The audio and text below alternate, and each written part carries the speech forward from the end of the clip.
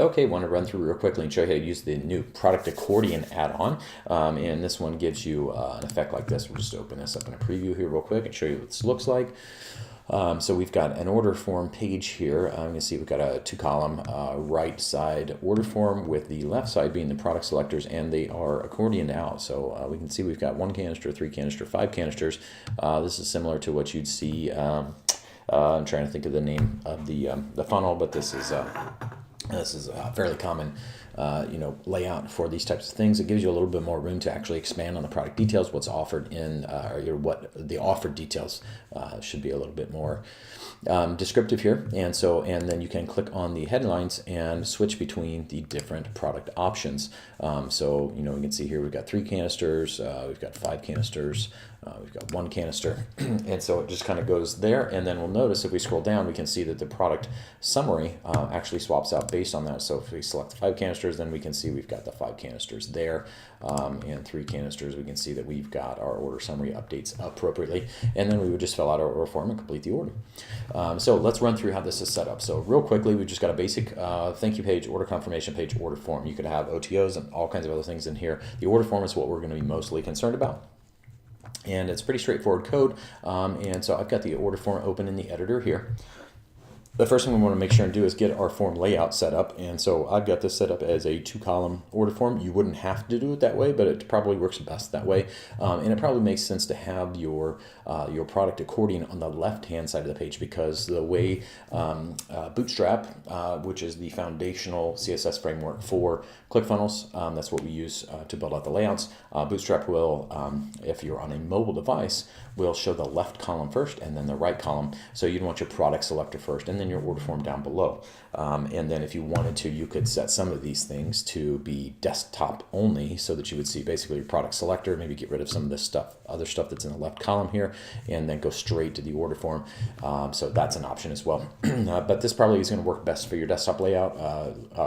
Product selector on the left, order form on the right, and all you want to do is drop in an actual, just a select product. I think that's called the order select 2.0. It is, let's see if I can find it real quick.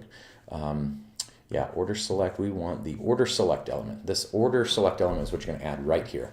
And that's just our normal ClickFunnels element. What's going to happen is that the code is going to replace that with what I'm going to show you how to build now. So this is going to automatically get replaced with another, with your actual expanded accordions. And so let's scroll down here. If we scroll to the bottom of the page, we'll see these elements set here. And these are actually 3 sections. So if we hover over this, we'll see this is a full section. So you want to create 3 sections or 5 sections or 7 sections or whatever, based on the number of products that you want to have in your accordion. And then inside of each of these sections, so each section represents a product. And then inside of these sections, we've got a row here for our inactive headline. So I've got this one with a little gray background and black text, and then we've got this another row. If I can hover over the row, so we've got another row here, and this row is our active headline. So this means this is the product, how it's going to show when it's actually selected. So this one's got a little green background and a white text on top of that. And then we've got another row here, and this is our product details. So those are the 3 main components that are inside of each product section: an inactive headline, an active headline, an inactive row, an active row, and then our product details row. And so you want to add inside of each section, you want to add those 3 rows. So we've got the section, we've got a row, we've got another row, and we've got another row. So that's how we're going to lay that out, and we're going to do that for each section. So it's probably best to just create one and then duplicate it over and over and over. So kind of get one styled the way that you want to, with the rows, with the background colors, with all that stuff, and then just duplicate it out. We need to set these things very specifically, though, so that the code knows which row represents active and inactive state, and which row is our product details. So if we take a look inside of our rows here, we can see this top row, which is our inactive state. That's our light gray background.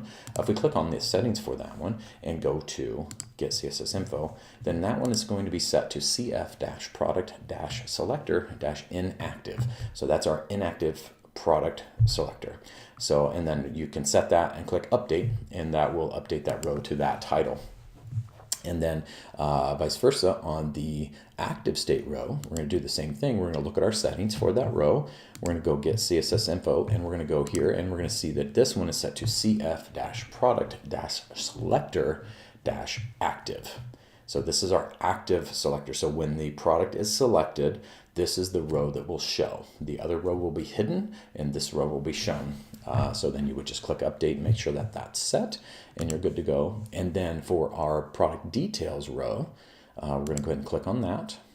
And then we're going to click get CSS info, and here it's just going to be cf-product-details. So that's how that's going to be set. So we've got an inactive, active, and product details. Now, then what you might be wondering is, okay, well, how do I tell it which product this is? That's actually set on our section. So if we go to the section itself, we need to define these sections as well to attach to a product, and we're going to actually tell the section to be a specific product ID.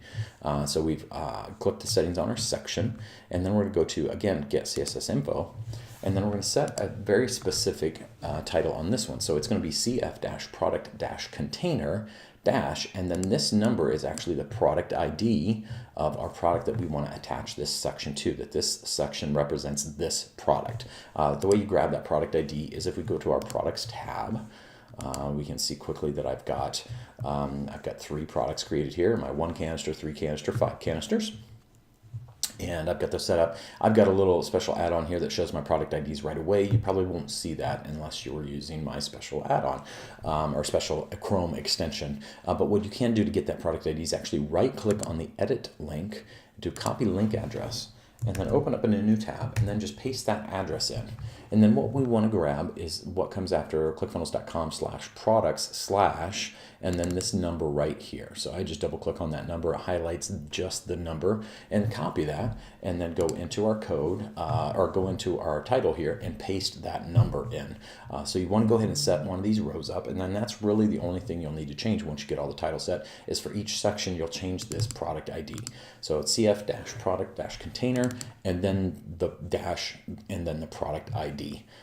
And so that's how we tell the code that, hey, here's my description, here is the representation of each product, and how do I attach it to a specific ID. So you need to make sure those are all configured correctly. And then all we've done here is we've got an image and a couple headlines with a price. You know, these are just basic elements. So again, image, some headline elements, and then this one's a divider, and then a little image feature element to do this little 2-column thing with an image on one side and the text on the other, and you know, same thing here.